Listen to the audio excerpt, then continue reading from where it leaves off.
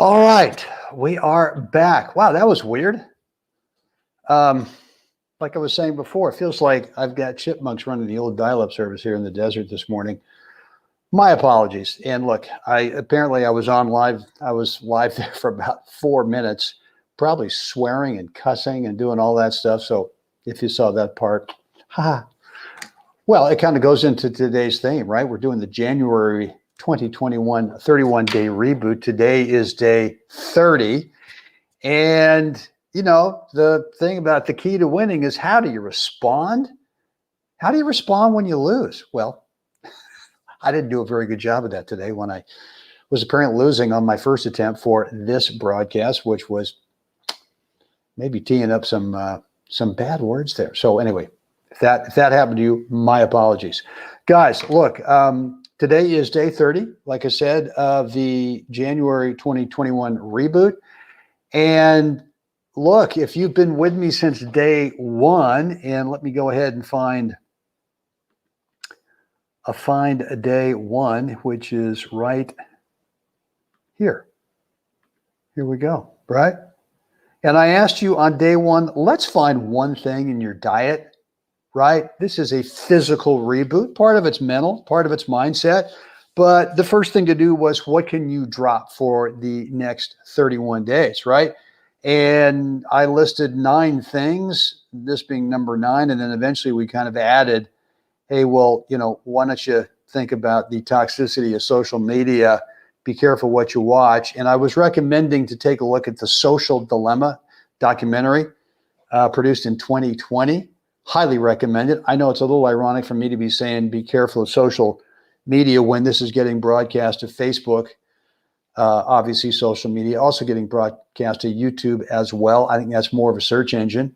But still, we got to be careful out there. There's so much division, so much negative stuff, and that's not my deal, man. I'm always looking, you know, what can I do? That's my tagline. Of what can I do? Go out there, help someone else have a spectacular day. So I asked you guys to think about, what could you drop for 31 days? My wife and I have dropped alcohol. We're doing fine, getting some real benefits from no beers, no wine, no GNTs this month, and we'll see. So today is the 30th, and look, I've been making these notes, and if you want to copy these notes, just let me know. I'm going to convert this tomorrow when we're done into a PDF, and more than happy to give that to you if you want it. So the secret to winning is your response to when you lose. And so we can apply this to a lot of different situations, right? So if you think about tennis, right? And I would assume most players on here, or most people on here, are tennis players.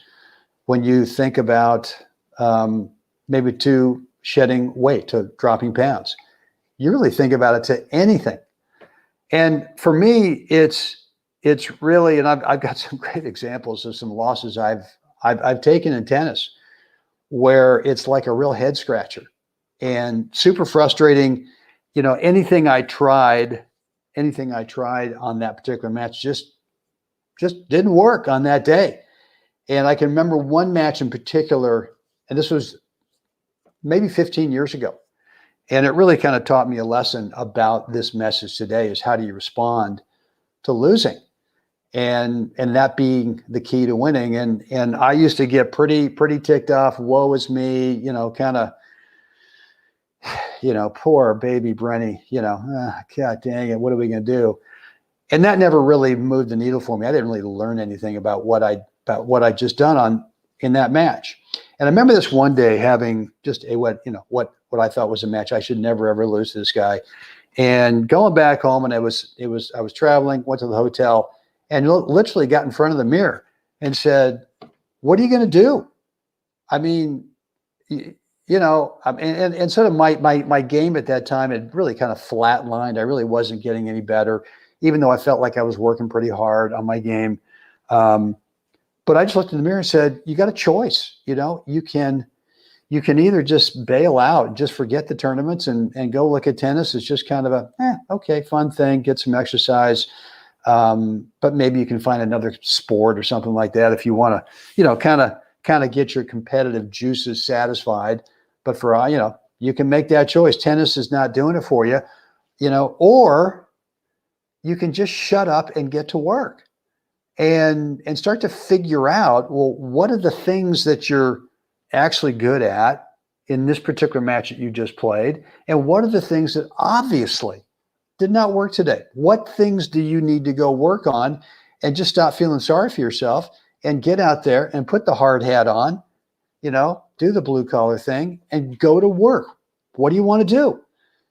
And that was my response, is I got to go to work. I don't want to give this thing up. And look, I mean, it could be that you're trying to lose some weight and you have a lousy day, right? And you wake up the next morning feeling lousy about you overate yesterday, maybe whatever it was, but you feel like you kind of failed, like you kind of lost. And so you kind of look in the mirror and go, well, what do you want to do? Well, you know what? Maybe losing weight's not that great a thing. Big deal, big whoop. Yeah, I know it's a major cause for all kinds of diseases, but it's kind of hard. So screw it, or you look in the mirror and go, okay, all right, screwed up yesterday. I'm not going to do it again. I'm not going to do it. I'm going to really get back out there and start working even harder on this thing. So winning is a result of a lot of different looking in the mirror type of situations and going, well, what do you want to do? What do you want to do? Because you just lost today. You lost a tennis match. You know what? You just screwed up on your diet today. Whatever it is, how are you going to respond? And I think for me, that's really worked, especially with my tennis over the years, has been that question to myself: how do you want to respond to this thing? And it's always been, well, I'm not going to stop. I'm not going to give up. Maybe I'll go find someone I'll ask them a question. Hey, what do you think? Or maybe I'll just, and that usually works the best for me. And it's not always going out there and finding a coach and hiring someone and say, hey, I need to work on my forehand. It's really more just kind of going to someone who's doing what I want to eventually be doing on a consistent basis and asking them, hey, have you ever had this thing where you lose and you kind of go, what am I doing? And ask them, how did they respond to it? So whether it's tennis, whether it's weight loss, fitness, whatever it is, there's probably someone in your world that when you have that day, when you lose and you go to the mirror and go, what am I going to do? Am I going to just bail out and quit? Or do I want to go move ahead and go find that person that and just ask them the question, hey, have you ever been through this before? And if so, how'd you respond? What do you do? Start there. So, all right, guys, look, I hope this resonated with you today. Tomorrow, last day of January. Wow, it's kind of gone like that. So, again, if you want my notes that I've been taking, jotting down, I'm going to put it into a PDF tomorrow after we're done. More than happy to just give it to you.